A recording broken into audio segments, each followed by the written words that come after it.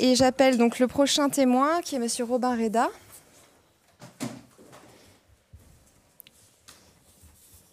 Bien, bonjour monsieur. Donc vous êtes député Les Républicains de l'Essonne et vous avez été un des deux co-rapporteurs du rapport qui a été rendu en début d'année par l'Assemblée nationale sur la question de l'amende forfaitaire qui était le projet du gouvernement depuis plusieurs mois comme réponse à l'usage de stupéfiants. Donc nous vous écoutons.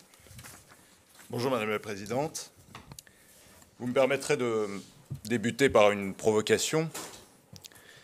Il existe une forte probabilité que le procès organisé par Mediapart soit un faux, et je ne dispose pas moi-même de la vérité. Néanmoins, j'essaye de vous livrer ce soir, en toute simplicité, ma conviction, à décharge, maître Dati, de la politique antidrogue, et peut-être pour aller plus loin que le simple sujet de ce procès. D'abord, je n'ai entendu personne, parmi les témoins, nous dire que les drogues ne sont pas dangereuses. Alors ici ou là, on peut discuter des produits, j'ai entendu certaines thèses intéressantes, mais enfin, je crois que les drogues, que ce soit dans notre pays ou à l'échelle mondiale, restent pour l'homme et pour la femme un danger pour la santé publique.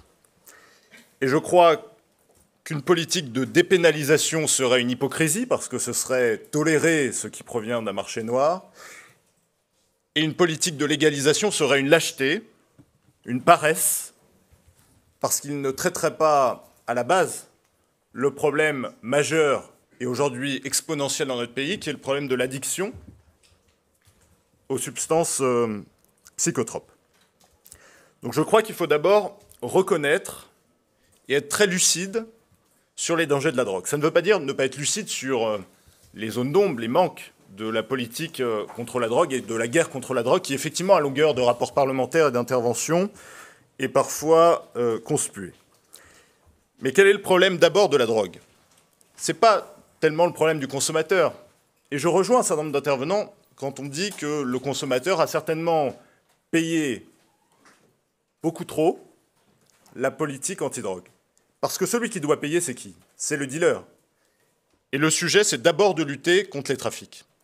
Et c'est le sens des propositions que j'ai formulées, qui consistent à alléger la charge des forces de l'ordre dans la traque aux consommateurs, pour se concentrer sur ce qui est la véritable source du mal et qui produit aujourd'hui une économie souterraine majeure dans nos quartiers en particulier, qui est le trafic de drogue. Vous avez cette semaine un autre procès qui s'ouvre. Le procès d'une scène de guérilla urbaine qui a eu lieu à Marseille, dans le quartier de la Castellane. C'était en 2015, où des forces de l'ordre se sont fait tirer dessus parce qu'ils ont osé mettre les pieds dans le domaine réservé de dealers. Et je crois que c'est ça que nous devons combattre. Ce sont pas tant des trafiquants de drogue, mais des délinquants qui s'approprient des territoires, qui s'approprient des consciences et qui s'approprient aussi des victimes, qui sont soit les dealers de rue, soit les consommateurs, et qui finalement sont les victimes indirectes d'un trafic que nous n'avons pas réussi à endiguer, parce que ce n'est pas tant un problème de politique pénale que de statistiques policières où il fallait faire du stup et où on s'est concentré sur l'usager plutôt que se concentrer sur le trafiquant.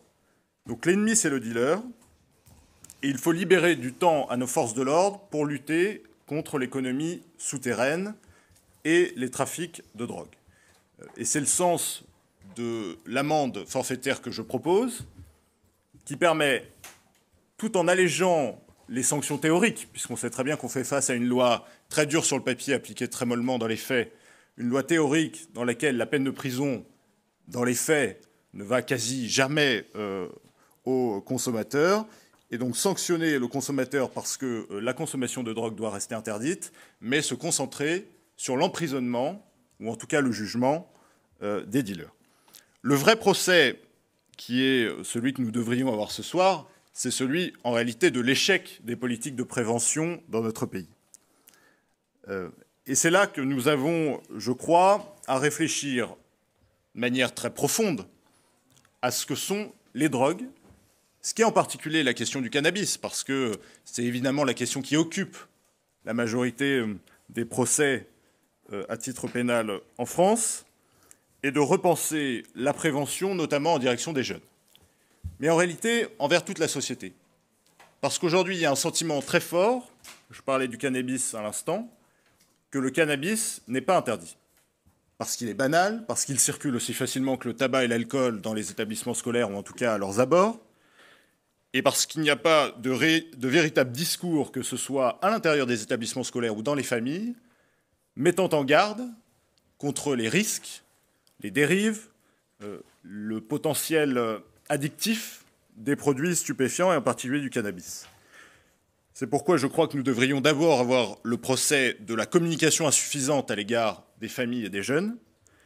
Qui sait aujourd'hui que les consultations jeunes consommateurs sont ouvertes aussi aux parents, et qui ne s'est pas trouvé en face de parents qui ne savent pas aborder le sujet avec leurs enfants, leurs adolescents, voire avec des jeunes adultes, parce qu'ils n'ont pas les mots, parce qu'ils n'ont pas les compétences, parce qu'ils n'ont pas une maîtrise du sujet. Et je crois que c'est aussi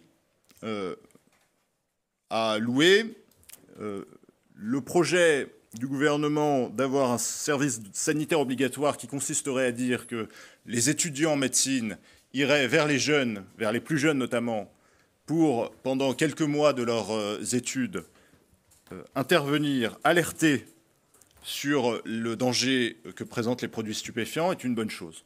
On a aujourd'hui une bonne communication sur les dangers de l'alcool, une bonne consommation sur les dangers du tabac.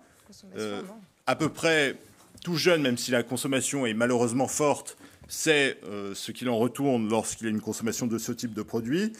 Et le tabou, plus que l'interdiction sur les produits stupéfiants, nous a empêchés d'avoir un discours de vérité, de clarté vis-à-vis des jeunes.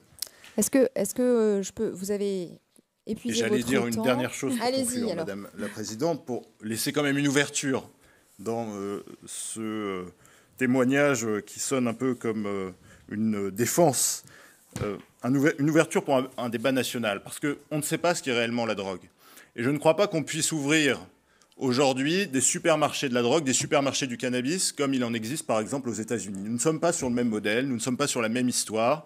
Et ces boutiques Nespresso où on a des produits stupéfiants de toutes les couleurs, sous toutes les formes, que ce soit en huile essentielle ou à fumer ou en gâteau ou en friandises, ce n'est pas le modèle que moi je rêve pour la jeunesse de France. Et je crois que ce n'est pas le modèle qui correspond ni à notre système social, ni à notre histoire, ni à notre vision économique, parce que si c'est légaliser, dépénaliser pour financiariser et finalement entrer dans une économie malsaine de la drogue, certes légale mais malsaine, ce n'est pas le modèle de société que je défends et sur lequel je suis prêt à témoigner. Merci. Alors, j'avais juste une question, puisqu'on a encore un tout petit peu de temps pour vous poser une question.